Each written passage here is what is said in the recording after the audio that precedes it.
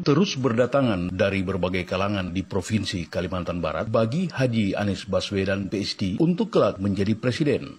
Dukungan juga datang dari Komandan Korem 121 Alam Bana Wanawai yang menjabat pada tahun 2020 hingga 2022, yakni Mayor Jenderal TNI Purnawirawan Dr. Roni Sarjana Administrasi Publik Master Manajemen. Lulusan Akademi Militer tahun 1987 dari Kopassus yang juga seangkatan dengan mantan Panglima TNI Jenderal Andika Perkasa ini menilai bahwa Anies Baswedan layak untuk memimpin Negara Kesatuan Republik Indonesia mendatang.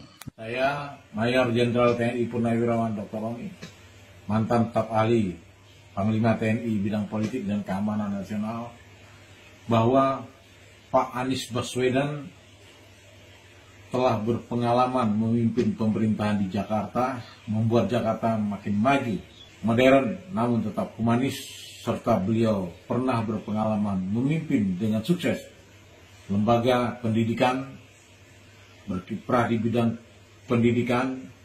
Itu membuktikan bahwa beliau akan mampu dan merupakan putra bangsa terbaik dengan kelebihan intelektualitas yang tinggi untuk memimpin bangsa Indonesia yang majemuk dan bineka menjadi negara yang lebih maju lagi ke depan.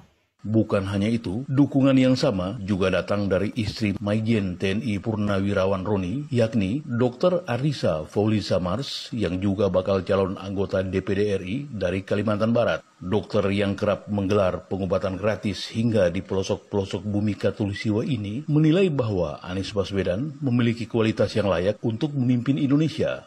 Tidak diragukan lagi kepemimpinan Pak Anies Baswedan. Bukti nyata, Jakarta mengalami kemajuan yang sangat besar di bawah kepemimpinan beliau. Kami berharap warga Kalimantan Barat khususnya, supaya Kalimantan dan juga pulau-pulau lain, Sumatera, Sulawesi, Papua, juga semuanya mengalami perubahan yang dramatis. Saya yakin dan percaya dengan adanya kepemimpinan Bapak, tidak ada lagi tenaga kerja Indonesia yang dilecehkan di mata dunia. Juga tidak akan ada lagi tenaga kerja asing yang masuk ke Indonesia. Kenapa mesti tenaga kerja asing yang masuk? Banyak kemunculan. Ayo, semua emak-emak, semua kaum milenial, semua tokoh masyarakat.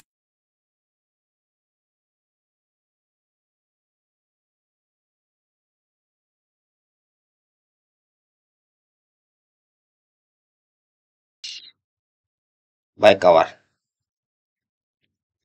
ini video saya dapat dari salah satu akun TikTok ya, yang tersebar di TikTok ini video.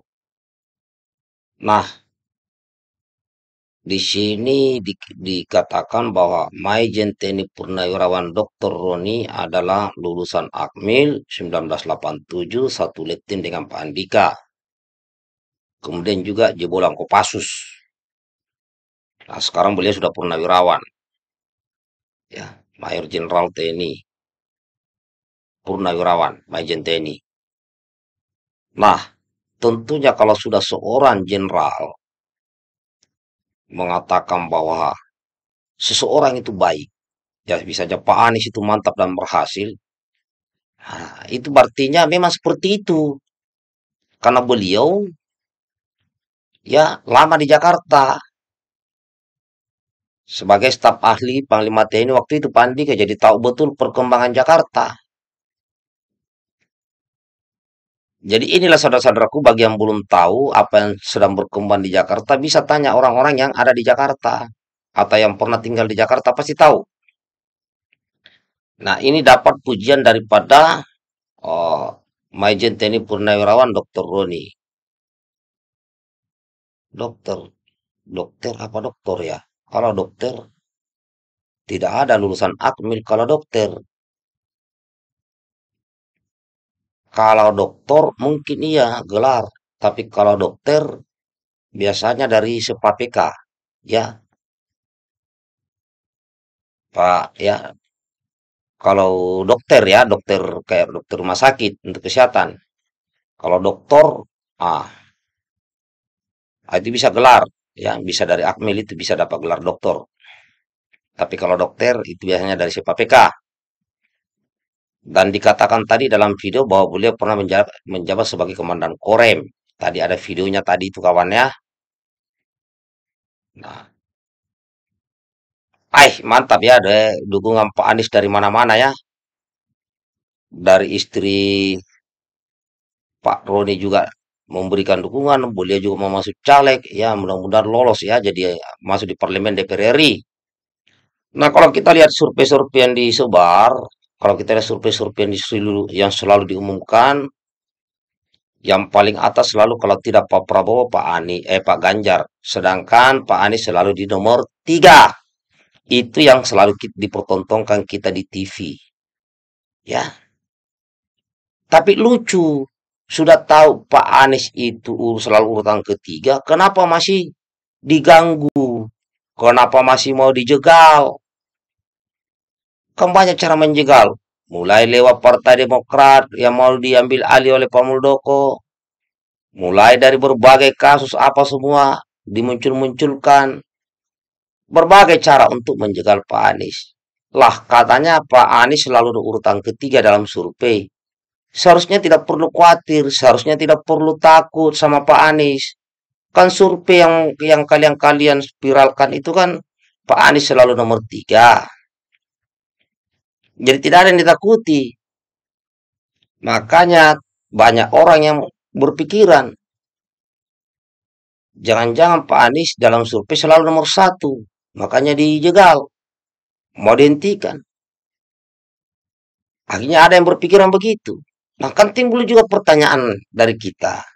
Memangnya kalau Pak Anies itu menjadi presiden, apa yang kalian takuti? Pak Anies hanya ingin kesetaraan, mau merubah ya, untuk menjadi kesetaraan. Pak Anies hanya ingin yang miskin ikut terangkat. Yang kaya silakan kaya, yang miskin tetap ikut terangkat. Pak Anies hanya ingin memperluas tenaga kerja dalam negeri.